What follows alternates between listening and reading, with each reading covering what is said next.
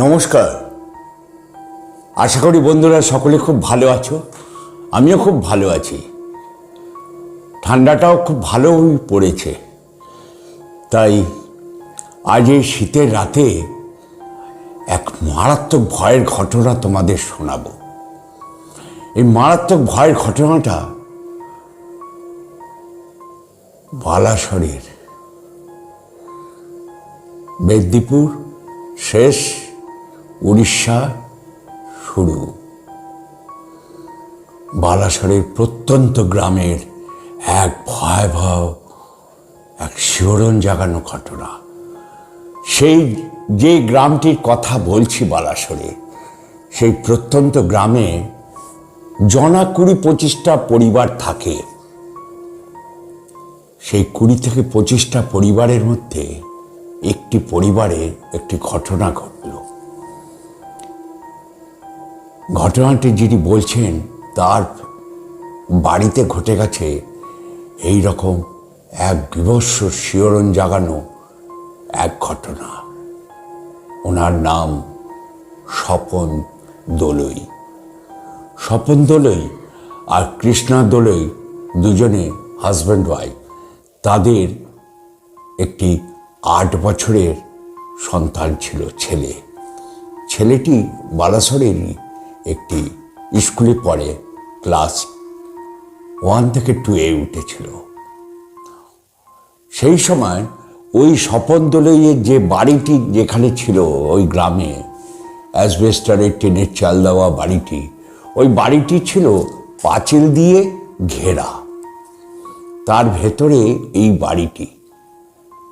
স্বপন দোলই কিন্তু বাড়িটি কিনেছিল 2002 সালে। ঘটনাটা হচ্ছে 2003 সালের সেপ্টেম্বর মাসে, ঠিক পুজোর আগে। ঘটনাটা শুনতে থাকো, এক শিহরণ জাগানো ঘটনা। সেপ্টেম্বর মাসে ঠিক 2003 সালে ঘটনাটা ঘটল স্বপন দোলইয়ের সঙ্গে। স্বপন দোলইয়ের যে ছেলেটি, একটি ছেলে, ক্লাস 2 পড়ে, 1 থেকে 2 উঠেছে, 2 পড়ছে এখন। সেই সময় স্বপন দোলইয়ের ছেলে, তার নাম রোহন দোলই। রোহন দোলই যে স্কুলে পড়ে, ওই গ্রামেরই আরো 2-3টে বাড়ি তার ছেলেমেয়েরা ওই স্কুলে পড়ে, পাঠশালায় পড়ে। পাঠশালাটা ক্লাস 4 পর্যন্ত। তারপর 4-এর পর আবার অনেকটা দূরে গিয়ে আর একটা হাই স্কুলে ভর্তি হতে হয় 5 থেকে। কিন্তু যেহেতু ক্লাস 2-এর স্টুডেন্ট, 1 থেকে 2 ওই স্কুলেই পড়েছে, সেই পাঠশালায়, প্রাথমিক বিদ্যালয়, সেখানে তার বাড়িতে হঠাৎ কিছুদিন ধরে একটি রোহনের বন্ধু জুটল। কিন্তু ওই গ্রামে 20-25টি মাত্র বাড়ি। ওই বাড়িতে স্বপন দোলই কিন্তু বা কৃষ্ণ দোলই কিন্তু কোনোদিন এই ছেলেটিকে দেখেনি। ওই ছেলেটিরও 9-10 বছর বয়স। ওদের বাড়িটি ছিল পাঁচিল দিয়ে ঘেরা। বাড়ির পেছনে ছিল, পশ্চিম প্রান্তের দিকে ছিল, পেছন দিকের একটি আম গাছ, পুরনো আম গাছ। তার পাশে ছিল 2টো সুপারি গাছ, তার পাশে কিছু জঙ্গল হয়েছিল। আর ঠিক মানে উত্তর কোণে একটা ছিল কুয়ো, যে কুয়ো থেকে বালতি করে টেনে কপিকল দিয়ে জল তুলতো। সেইখানে ওরা বাসন টাসন, কাপড় ঠাপড় কাচতো, চান টান করতো। স্বপন দোলই পরিবার, 3 জনের এই সংসার। ও স্বপন দোলই প্রায় লক্ষ্য করত, বাচ্চাটি যখন খেলাধুলা করত ওদের ওই বাগানটার মধ্যে, তখন একটি ছেলে, ওই 9-10 বছরের একটি ছেলে রোহনের সঙ্গে খেলতে আসতো। কিন্তু ওকে যখন জিজ্ঞেস করতে, হ্যাঁ রে স্বপনদলী জিজ্ঞেস করতো, কৃষ্ণা জিজ্ঞেস করতো তোমার বাড়ি কোথায়? ও খালি আঙুলটা দেখাতো, এরম করে আঙুলটা দেখাতো, মানে ওই দিকে সামনে। তোমার বাবা মা কোথায় থাকে? বললো ওইখানে, মানে ওইখানে কোনো বাড়ি দেখিয়ে দিত। গ্রামে তো 20-25টা ঘর। স্বপনদলী ভাবতে হয়তো কোনো গ্রামে, এই গ্রামের কোনো বাড়িরই ছেলে। ওর সঙ্গে রোজ খেলাধুলা করতো। ও যখন পড়তে বসার টাইম, সেই সময় ওকে পড়তে বসতে দিত না রোহনকে নিয়ে গিয়ে খেলার জন্য টেনে নিয়ে যেত, চল খেলতে চল, চল খেলতে চল। ওর মা অনেক দিন বারণ করেছে, এখন ওর পড়ার সময়, ক্লাস 2-এ উঠেছে, এখন খুব পড়া, 3-তে উঠবে, পরীক্ষা সামনে, তুই এখন যা, পরে আসবি। ও তখন কীরকম একটা অস্বাভাবিক চোখে ওই ছেলেটি ওকে, ওর মায়ের দিকে তাকাতো। চোখটা প্রথম একটা অস্বাভাবিক ভাব থাকতো, কিন্তু মানে মাথাটা নিচু করে ও কথা বলতো। সেদিনকে কিন্তু যখন বলেছে ওর সামনে পরীক্ষা, তুই এখন যা, ও কালকে আবার খেলবে তোর সঙ্গে। এবার ওকে তো মোটামুটি টান দিয়ে ঘর থেকে বার করে দিয়েছে। ও তখন পশ্চিম দিকে গিয়ে, বাড়িটার পিছন দিক দিয়ে গিয়ে ঘুরেও দেখছে ওর মাকে দেখাচ্ছে, এইরকম করে গাছটা দেখাচ্ছে, আর বাড়ির ঠিক পেছন দিকে জানলাটার, মানে যেখানে শুরু হচ্ছে পশ্চিম দিকে, মানে রান্নাঘরের শেষ প্রান্তের দেওয়ালটার ওই নিচটা মাটির, তাতে আঙুল দিয়ে দেখাচ্ছে ওরম করে। তাও দূর থেকে ওর মা ঘরের দরজা থেকে পেছন দিকে ওই কলতলা যাওয়ার, কুয়োতলা যাওয়ার যে দরজাটা আছে, সেই দরজার কাছে এসে দেখছে ওকে আঙুল দিয়ে মাটিটাকে দেখাচ্ছে, আর ওই গাছটার দিকে তাকাচ্ছে। যথারীতি ওর মা ওকে বার করে দিয়েছে, বলেছে কালকে এসে খেলবি। ও আর তারপর থেকে এটা প্রায় হতো, ঠিক পড়ার সময় ওকে ডিস্টার্ব করতো, ওকে টেনে নিয়ে যেত খেলার জন্য, ও যেতে চাইতো না। সেদিনকে যখন বার করে দিয়েছে, ও যখন ওই মাটির দিকে তাকিয়ে, গাছটার দিকে তাকিয়েছে, দেখছে তার চোখ দুটো, ও যখন মাটির দেখিয়ে আঙুল দেখিয়েছে এম করে, দেখছে চোখ দুটো বাচ্চা ছেলেটির সাদা, কোনো মনি নেই, মানে অস্বাভাবিক লেগেছে।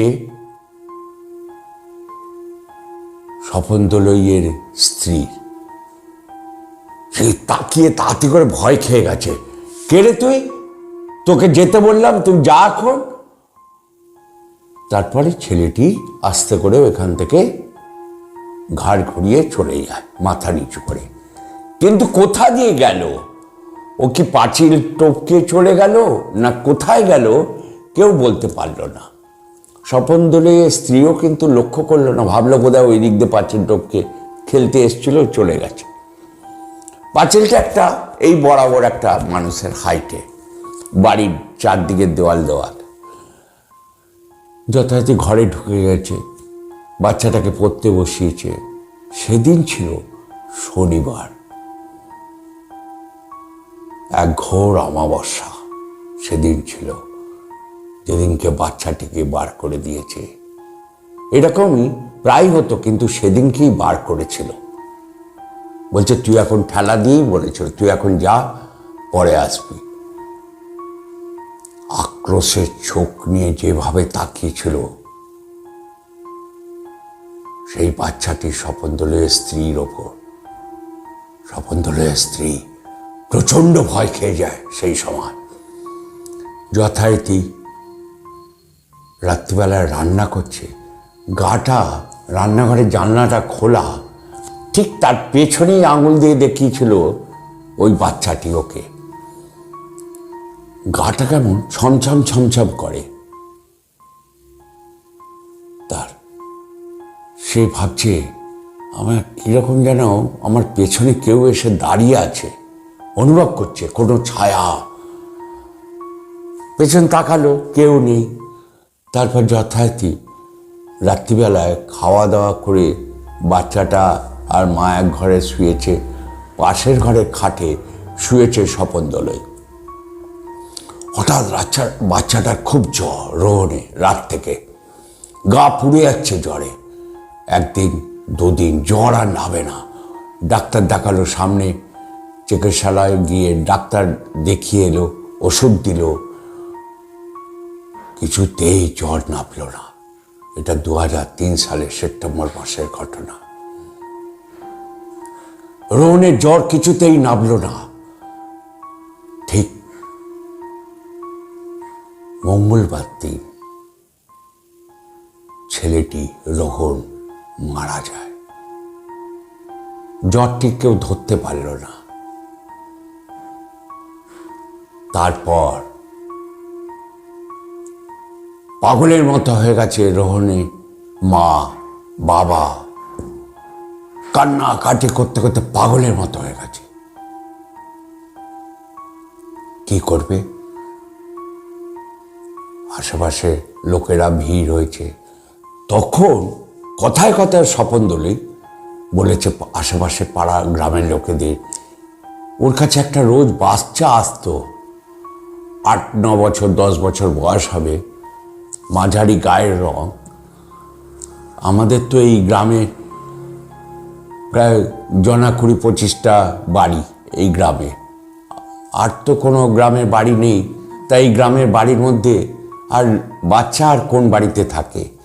বললো মোটামুটি সবারই তো ছেলে মেয়ে বড় হয়ে গেছে, তবে ওই সামনের বাড়িতে একটা বাচ্চা আছে, ওই ছেলেটা কি দেখে আসতে পারেন, ওরও 6-7 বছর বয়স।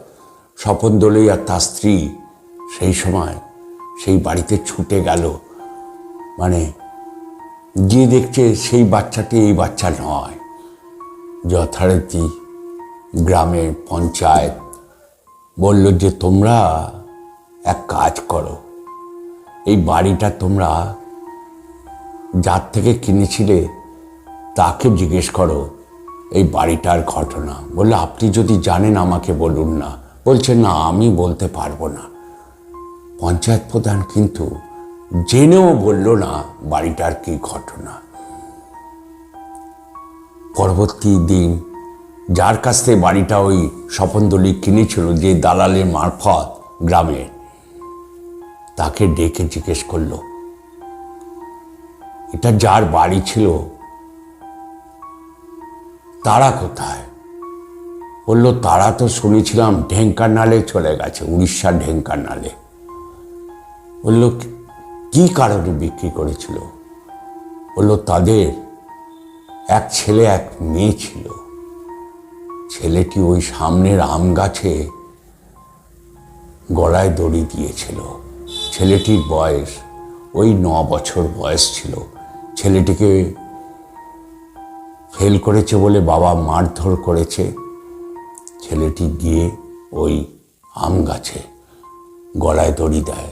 ছেলেটির সম্প্রদায় ছিল মুসলিম সম্প্রদায়, তাই ওকে ওই বাড়ি ওই মাটিতে ওইখানে কবর দিয়ে দেয়, ওই বাড়িতেই।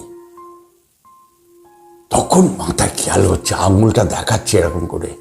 এবার দেখছে যখন লোক দিয়ে খুঁড়ছে, তখন দেখছে ব্যাসার্ধর মতো একটা গোল বৃত্ত ওরা লোককে দিয়ে কাটিয়ে প্রায় 1 মানুষ গর্ত করতে দেখছে একটা বাচ্চার নরকঙ্কালের মতো কঙ্কাল ওই গর্তটার তলায় মাটিতে কবর দেওয়া। তখন ভাবছে তাহলে কি ছেলেটা আমরা ভুল দেখেছি? ছেলেটা তাহলে অশরীরী ছিল? না, আমাদের স্বপ্ন ছিল। আমরা রোজ ছেলেটা খেলতে আসতো, আমরা দেখতাম বাচ্চাটার সাথে খেলতো। ছেলেটার বন্ধু হয়ে গেছিল। ছেলেটাকে বার করে দেওয়ার জন্য কি রেগে গিয়ে প্রতিশোধ নিল? স্বপন দোলইয়ের জীবনে ঘটে গেছে এই মর্মান্তিক এই ভয়ের ঘটনা। তারপর থেকে স্বপন দোলই সেই বালাসরের সেই গ্রামের আর ওই বাড়িতে থাকে না, প্রত্যন্ত গ্রামে। ওইখান থেকে তারা এখন ছেড়ে কোথায় চলে গেছে কেউ জানে না। হঠাৎ কিছুদিন আগে আমাকে একটা চিঠি পাঠিয়েছে। চিঠির মধ্যে পুরো আমার রামধনু অ্যাড্রেসে লিখেছে, নরেনদা, আপনাকে এই ঘটনাটা আমার পরিবারে ঘটেছিল 2003 সালে। আপনার মাঝে মাঝে ইউটিউবে আপনার গল্পগুলো শুনি, তাই একটা সত্য ঘটনা আপনাকে জানালাম, আমার পরিবারে পারলে শোনাবেন। সত্যি এরকম মানুষের জীবনে ঘটে, হয়তো আছে, আমরা বুঝতে পারিনি। হয়তো বারে বারে রোজ অশরীরী হয়ে আসতো ছেলেটি আমার ছেলের সঙ্গে খেলা করতে। বাধা দেওয়াটাই আমার কাল হয়েছিল। যদি ঘটনাটা ভালো লাগে একটা লাইক অতি অবশ্য দেবেন স্বপন দলুইয়ের জন্যই এবং তার পরিবারের জন্য, এবং অতি অবশ্যই কমেন্টস করে জানাবেন। যারা যেখান থেকে যে অবস্থায় দেখছেন অতি অবশ্যই কমেন্টস করে জানাবেন, ভালোই হোক খারাপই হোক। যারা সাবস্ক্রাইব করেননি অতি অবশ্যই আমার রামধনু হরর চ্যানেলকে সাবস্ক্রাইব করবেন। সকলে ভালো থাকবেন, সুস্থ থাকবেন। আগামী দিন আবার দেখা হবে। নমস্কার।